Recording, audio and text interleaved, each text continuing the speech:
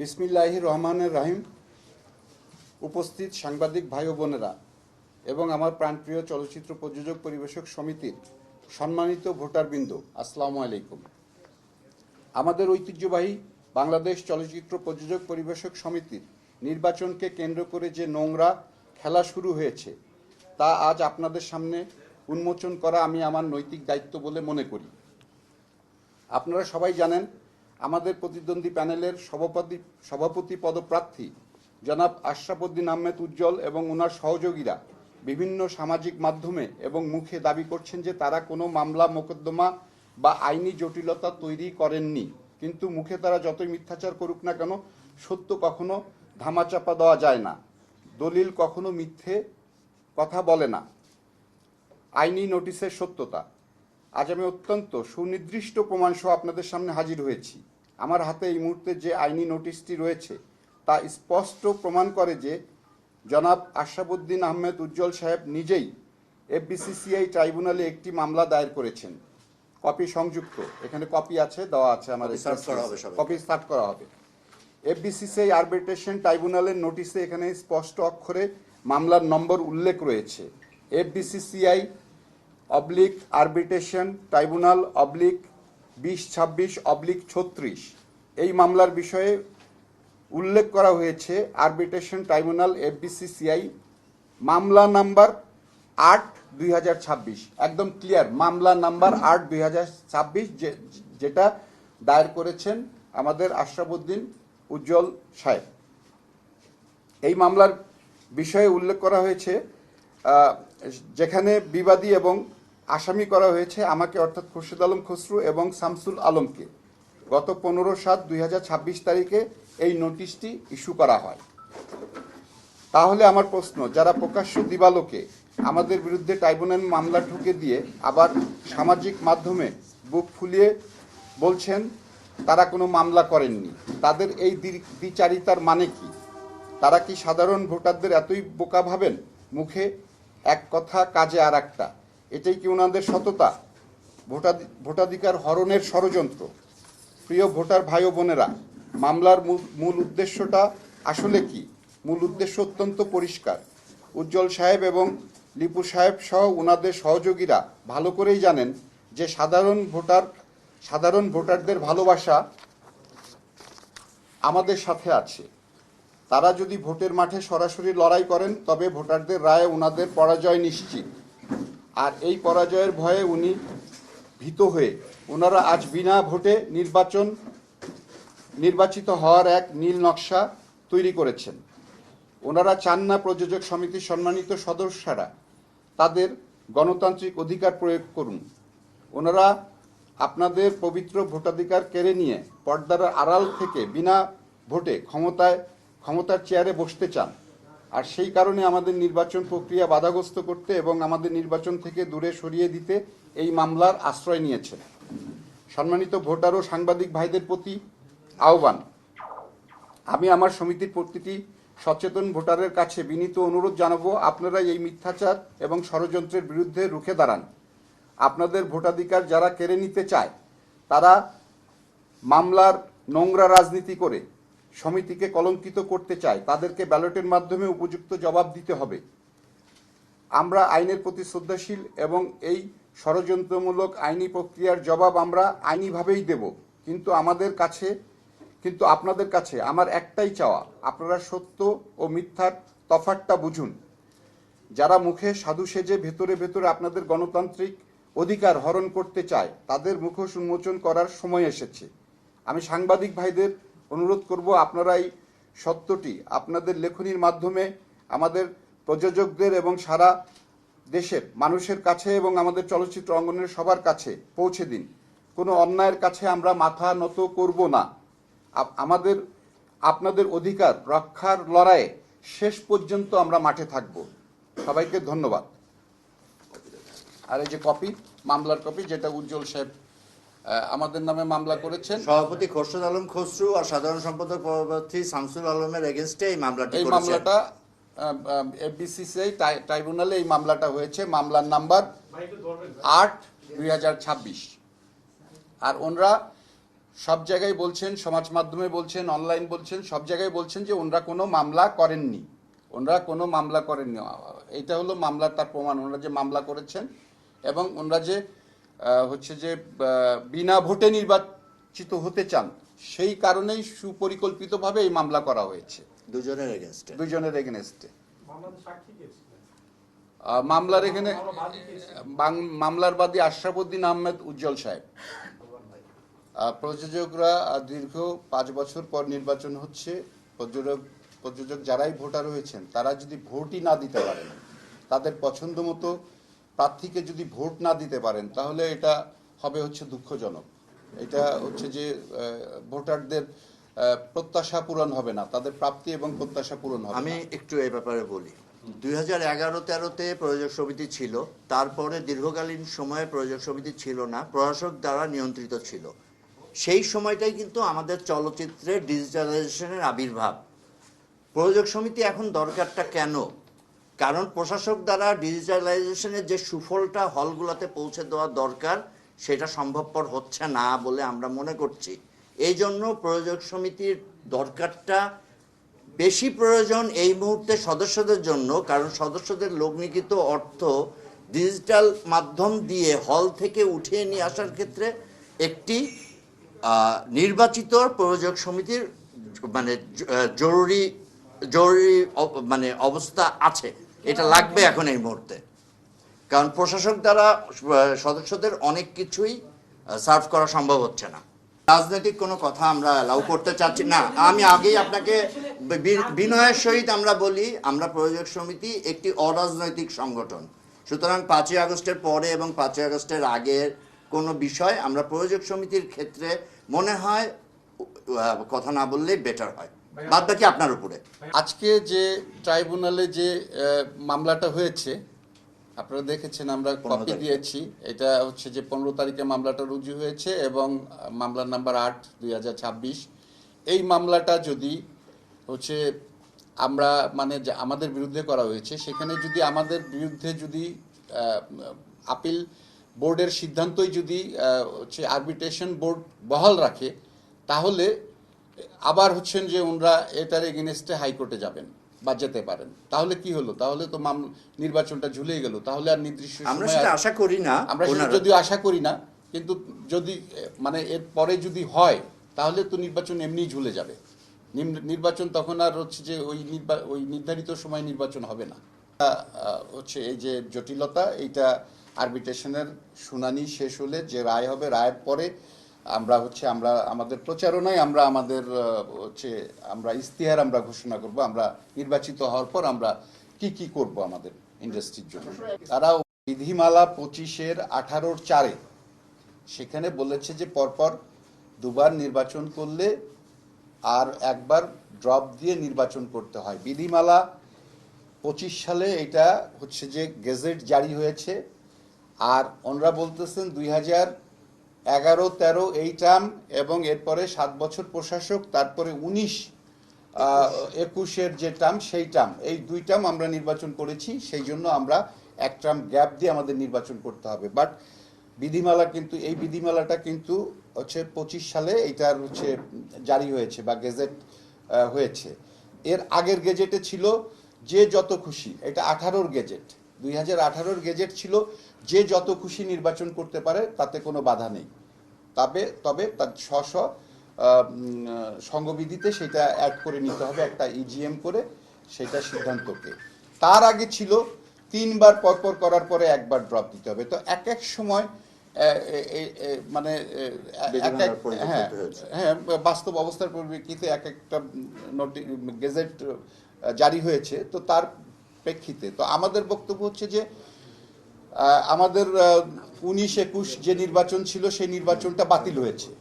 বলা হয়েছে যে নির্বাচন মেয়াদে, 2 মেয়াদে, মেয়াদ মানে হচ্ছে যে ওইখানে বলা হয়েছে যে 24 মাস, 2019 এবং 2021 আমরা 24 মাস, এটা হচ্ছে মেয়াদ। এই 24 মাস মেয়াদ আমরা মেয়াদ পূরণ করিনি। আমরা আমাদের 11 মাসের মাথায় আমাদের নির্বাচন বাতিল হয়েছিল, আমাদের কমিটি বাতিল হয়েছিল। তাহলে আমাদের অভিযোগটা আনা হয়েছে যে পূর্ণ মেয়াদ হিসেবে হ্যাঁ, দেখানো পূর্ণ হয়েছে। মেয়াদ হিসেবে দেখানো হয়েছে আমাদের 19-21-কে, সেইটা পূর্ণ মেয়াদ হয়নি। তাছাড়া 22-24-এ আর একটা তফসিল ঘোষণা হয়েছিল। সেই তফসিলে আমরা আমাদের বৈধতা নিয়ে প্রার্থিতা নিয়ে আমাদের প্রার্থীর বৈধতা নিয়ে আমরা হাইকোর্টে একটা মামলা করি। সেই মামলা এখনও চলমান, সেই মামলাটা এখনও পেন্ডিং চলমান, এবং সেই মামলাতে হাইকোর্টের একটা নির্দেশ আছে যে এই মামলা শেষ না হওয়া পর্যন্ত আমি এবং শামসুল আলম বৈধ ক্যান্ডিডেট। মামলা শেষ না হওয়া পর্যন্ত, ওই মামলা এখনও চলমান আছে। সেই মামলাতে এই সেই রায়ের আছে। আলোকেই সেই আপিল রায়ের বিভাগ আলোকে আপিল বিভাগ আমাদের প্রার্থিতা চূড়ান্ত করছে। হ্যাঁ, আমাদের প্রার্থিতা বৈধ করেছে সেই রায়ের এগেইনস্টে।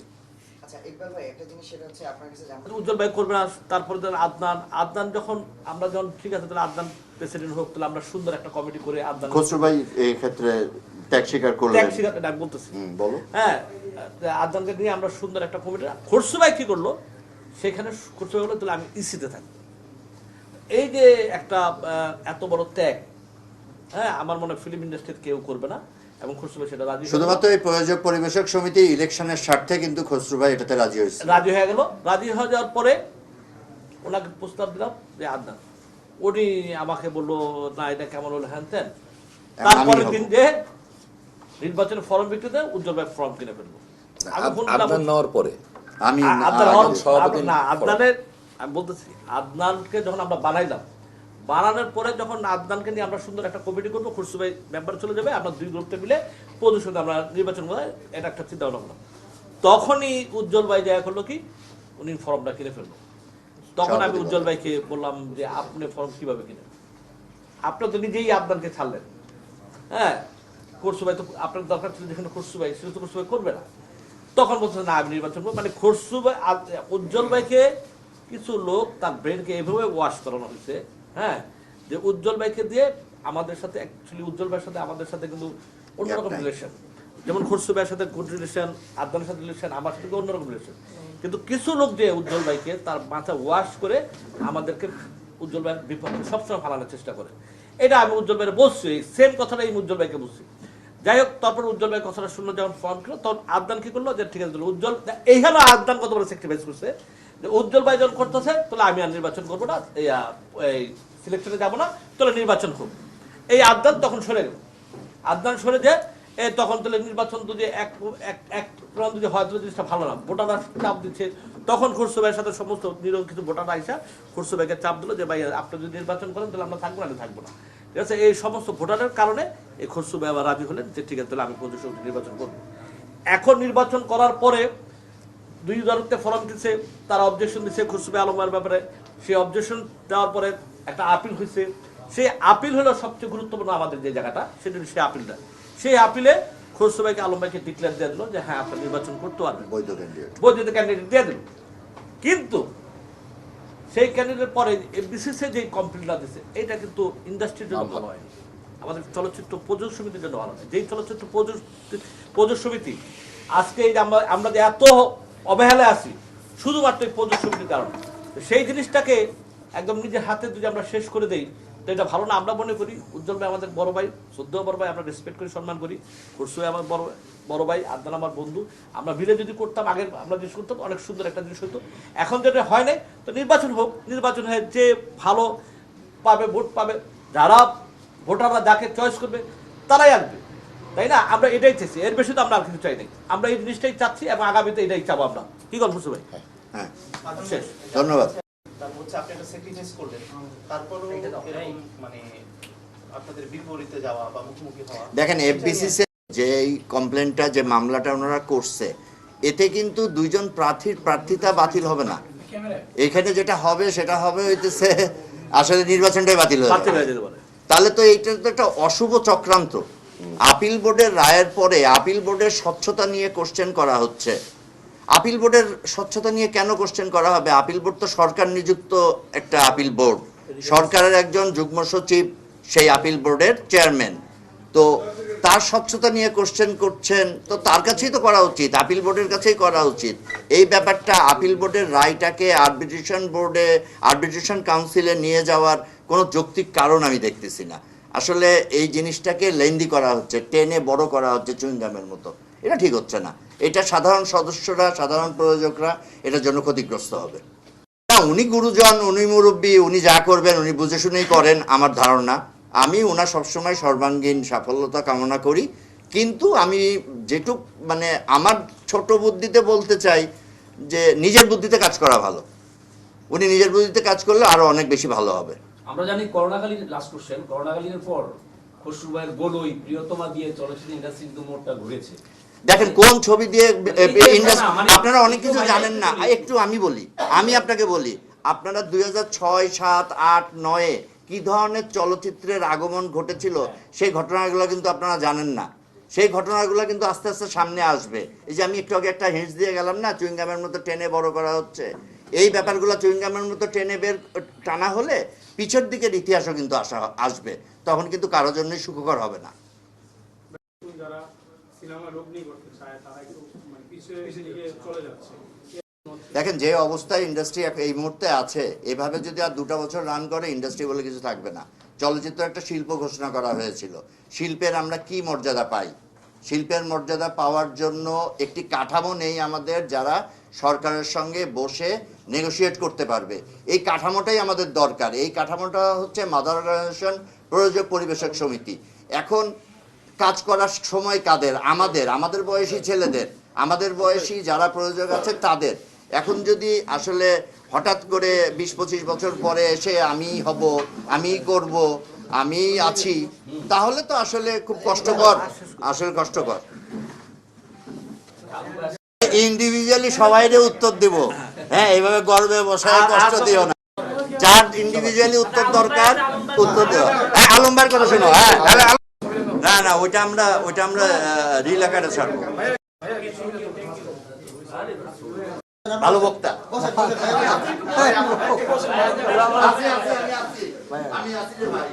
শালুম বসো, এই যে বসো।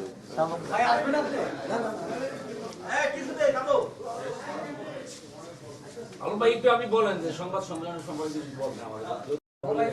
আমি আন্তরিকভাবে দুঃখিত, আমার ফিল্ম ক্লাবের মাসিক মিটিং ছিল, আমি ওইখানে মিটিং শেষ করে উপস্থিত হয়েছি, আমার দেরি হয়েছে, এই জন্য আপনাদের সবার কাছে ক্ষমা প্রার্থনা করছি এবং আন্তরিকভাবে দুঃখিত। ইতিমধ্যেই তো আমাদের সভাপতি প্রার্থী খসরুল আলম খসরু সহ আদনান আরও অনেকের বক্তব্য শুনেছেন, ইকবালের বক্তব্য শুনেছেন, সবার বক্তব্য আপনারা শুনেছেন। তো আমার কথা একটাই, যে ওনারা যে মিথ্যাচার করতেছে, মামলা করে নাই, তার জলযন্ত্র প্রমাণ সেটা তো আমাদের সভাপতি খোরশেদ আলম খসরু আপনাদেরকে দেখাইছে এবং প্রুফ সহ দেখাইছে। এখানে মামলা নাম্বার কিন্তু সহ আছে। যদি কোনো মামলা না হইতো তাহলে কিন্তু লেখা হইতো না মামলা, আরবিট্রেশন ট্রাইব্যুনালে মামলা নাম্বার সহ দেওয়া আছে। তো আমি ওনারা যে কেন কী কারণে মিথ্যাচার করতেছেন আমি জানি না, এটার জবাব বা এটা আপনারাই উদ্ঘাটন করবেন। আর আমি আমার সভাপতি সহ আমরা চাই সুন্দরভাবে সবার অংশগ্রহণে প্রযোজক সমিতির নির্বাচনটা হোক। দীর্ঘ 7 বছর আমরা নির্বাচন পাচ্ছি না, ভোটাররা ভোট দিতে পারছে না। এমনও দেখা গেছে একজন প্রডিউসার 4 বছর আগে তার ছবি সেন্সর হয়েছে, ভোট দিতে তিনি পারেন নাই। আমরা প্রযোজকরা ছবি বানাই, অনেকের উৎসাহ থাকে, উদ্দীপনা থাকে, আগ্রহ থাকে যে আমরা প্রযোজক সমিতি নির্বাচনে ভোট দিব।